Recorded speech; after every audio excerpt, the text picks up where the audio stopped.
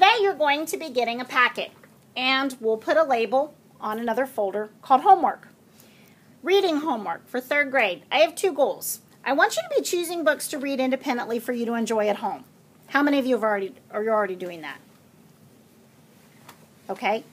I figured that most of you would be. The other thing, though, that I want to do is develop those reading to learn skills through nonfiction. You're going to be reading things to learn more about them. So, in order to do this, I expect you to get unplugged. Spend a little time at home turning off the TV, your gaming systems, your handheld electronics, because curling up with a book is important. Now, of course, the exception would be if you're reading on a device like a Kindle, a computer, a Nook. But reading is the important thing here. And if you're already reading at home, you've already got half the homework taken care of. Okay? So, your weekly reading homework is going to consist of writing a letter to me, responding to a book that you've read during that unplugged time at home. Now, the writing of the letter is to help you practice writing skills. And I'm going to show you my letter expectations here in a moment. Letters are going to be due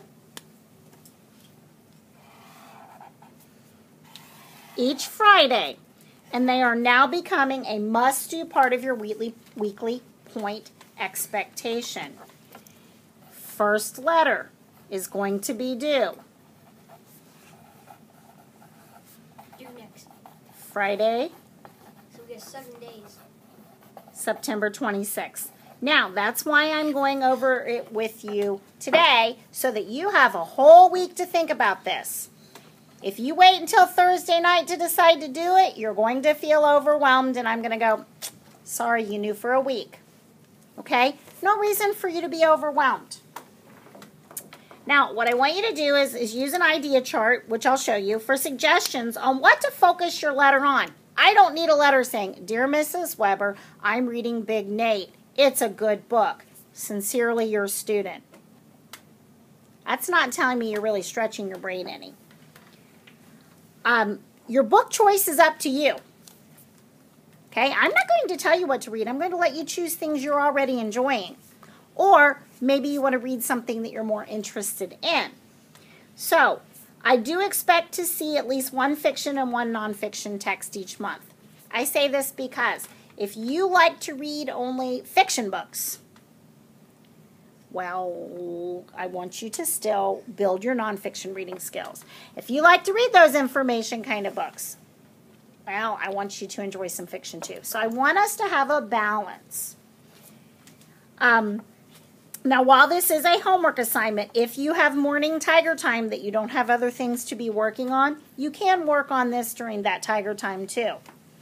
But it's pretty much a home kind of thing. I'll expect your letters to be written in that correct friendly letter format, which I'm thinking you were introduced to in 2nd grade. I know I always taught my 2nd graders letter format. And I want you to make sure that you reread your letters to self-edit. Just like our writing station, you need to check. Make sure all your capitals and ending punctuation are in place. So each week I'm going to tell you what you're doing well, and then I'm going to give you a suggestion for improve. That way we build.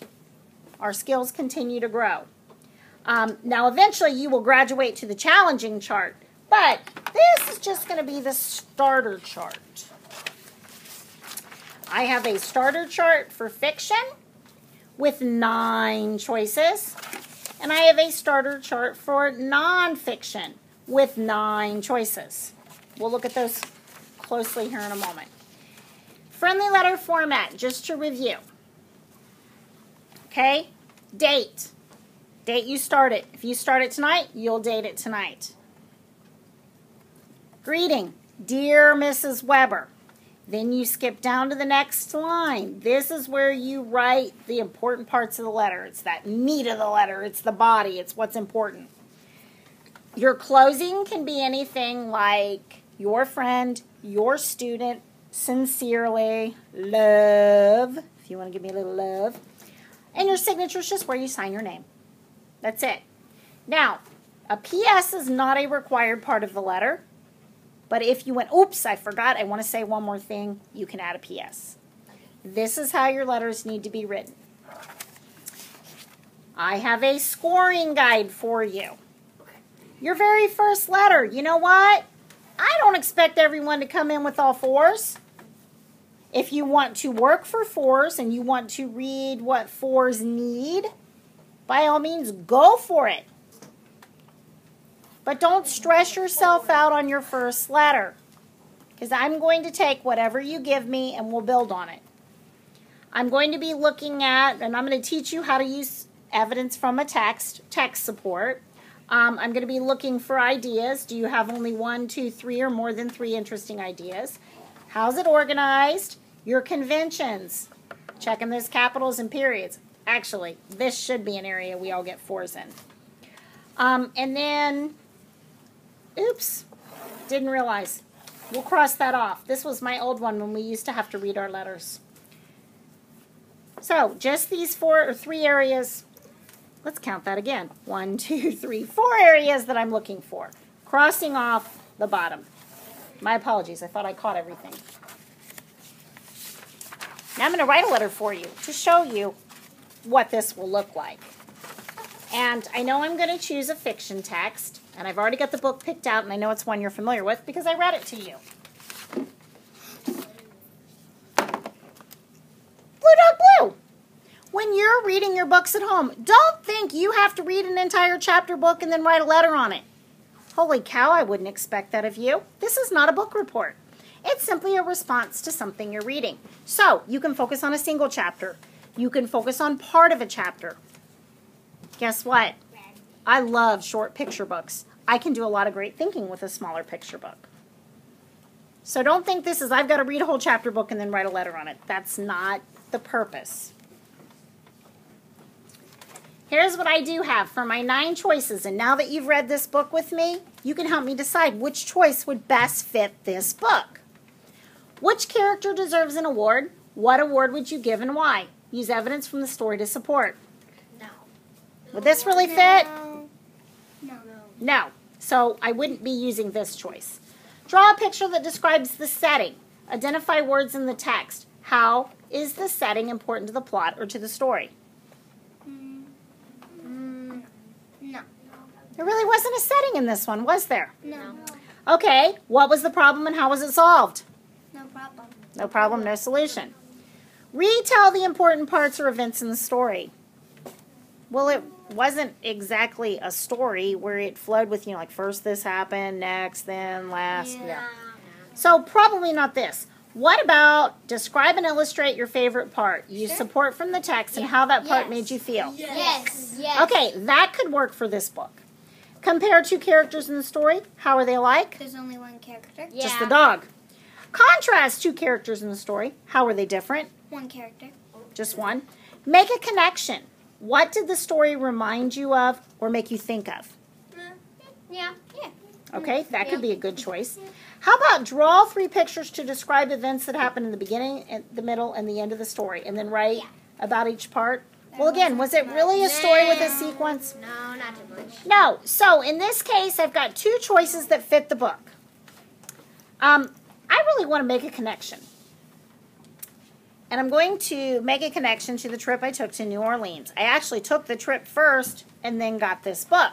So this book reminds me of my trip. So I'm going to be doing the make a connection.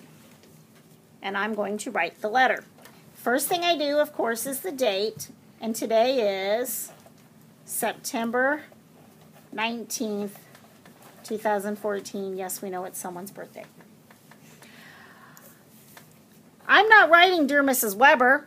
You'll write Dear Mrs. Weber because you will be writing to me. I am writing Dear Students because I'm writing to you. So, Dear Students, I am reading, or I could say I read, but I'm reading because I read it again and again. So I am reading Why is Blue Dog Blue? Now, can I spell the title correctly? Yes. Yeah, absolutely. You should be copying how to spell the title. There's no excuse to misspell it. And book titles get underlined. Most of the words get capitalized and they get underlined. Look at your title. Capitalize the words that are capitalized in your title. My book doesn't have underlined words for the title, but I'll underline them here. The next thing I want to do is write who it's by. So, it is by George Rodriguez.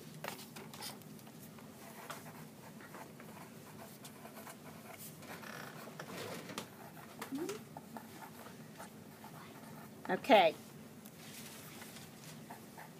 I love this book. Now, am I going to say because it's a good book? No. Nah. That doesn't tell you much. This is a good room.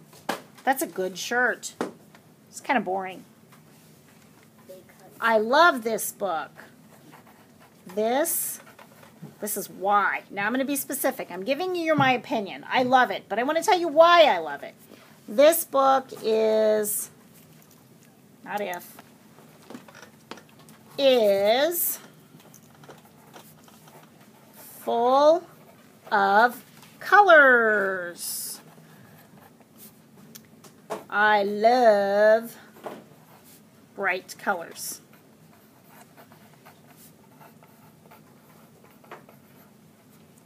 Okay. Now, can I tell you about my connection? When I read this book,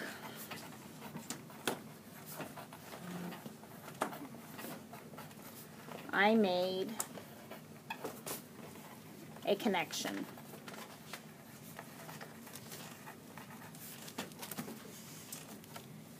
I'm not going to say it's about a dog and I have 2 dogs. So, what does that have to do with the story I read? No, nothing. Nothing. I need to make a connection that I can take back to the book. And one of the things that I want to help you learn this year is when you make a connection, your head goes out of a book. But if you don't bring it back into the book and have it make sense to the book, you've just wasted your time. It's all about different colors of blue dog, right? Well, when I was in New Orleans, so I'm going out of the book, right? Mm-hmm. When I was in, and I'm going to use NOLA because that's the abbreviation for New Orleans, Louisiana. That's actually what they use down there. When I was in New Orleans, Louisiana, I saw blue dog art everywhere.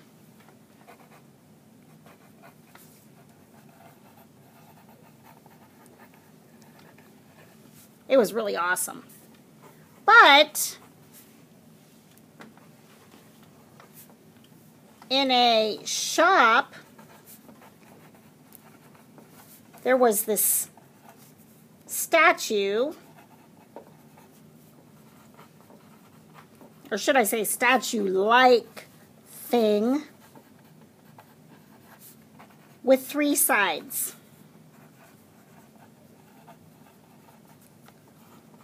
One was blue.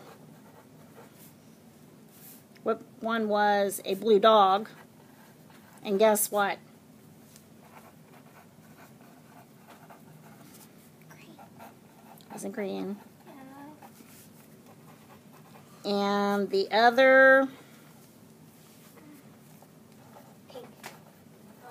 Red. Green. it was red. Which, of course, makes me think primary colors, and then I could, keep my brain going off on primary colors. But does that bring me back to the book? No. No. No. I've gone out of the book. Now I've got to come back into the book. So, it made me wonder,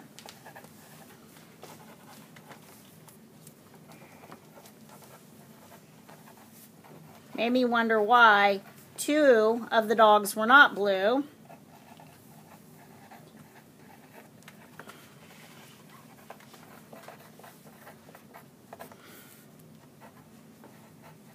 Not blue, but the art was still called Blue Dog.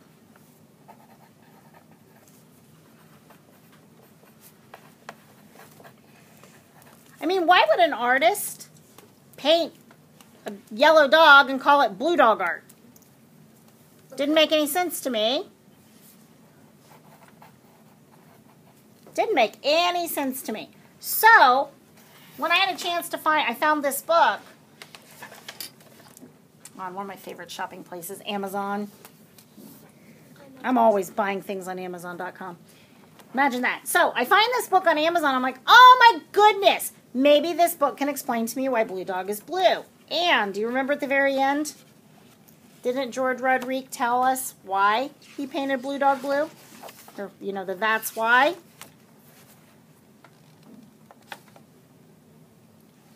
Blue Dog is everywhere like the sky. But then didn't he also say, hold on. Back to the beginning. Let's see, maybe it has to do with what I think about when I paint.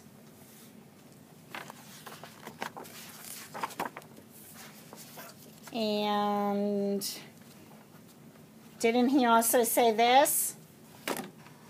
I can paint a dog any color I can imagine. Yes? So, could I use this in my letter? Could I take this piece of information and put it in my letter? Yes. Is this evidence to prove my thinking? Yes. You know what that's called? It's called citing evidence. So when I read this book, I learned why George Rodriguez, who's the painter, oops, gotta spell his name right, said, now I'm going to do something called quoting. And I know you learned about quotation marks or talking marks.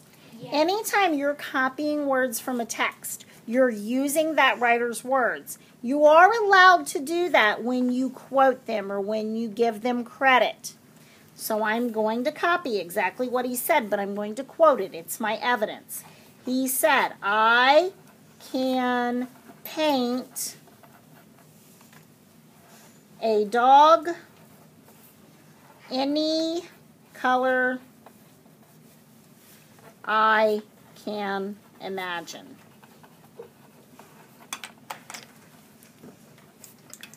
So, blue dog doesn't have to be blue. Now I'm back to my words. I ended the writer's words. So blue dog does not have to be blue. And you know what I need to do? Anytime I cite evidence, I need to probably try to write the page number down. Okay, so page 3, 4, 5. Okay, page 6. PG 6. That way I can go back and say, hey, I got that on page 6. Now let me go back. Make a connection. What did the story remind you of or make you think of? What did it make me think of? What did it remind me of? Reminded me of my trip to New Orleans. Made me think of, why is Blue Dog other colors? What do you think of my response? Kind of short. Great. You didn't do Did I tell a lot of good information? I included the title and the author. Okay. I made sure I responded carefully. I even did some cool stuff like cite evidence. You're not done. So, for now, I'm going to wrap this up. I'll teach you later how to really build on your skills. But this is a good Now start. you're done. Sincerely, Mrs. Weber.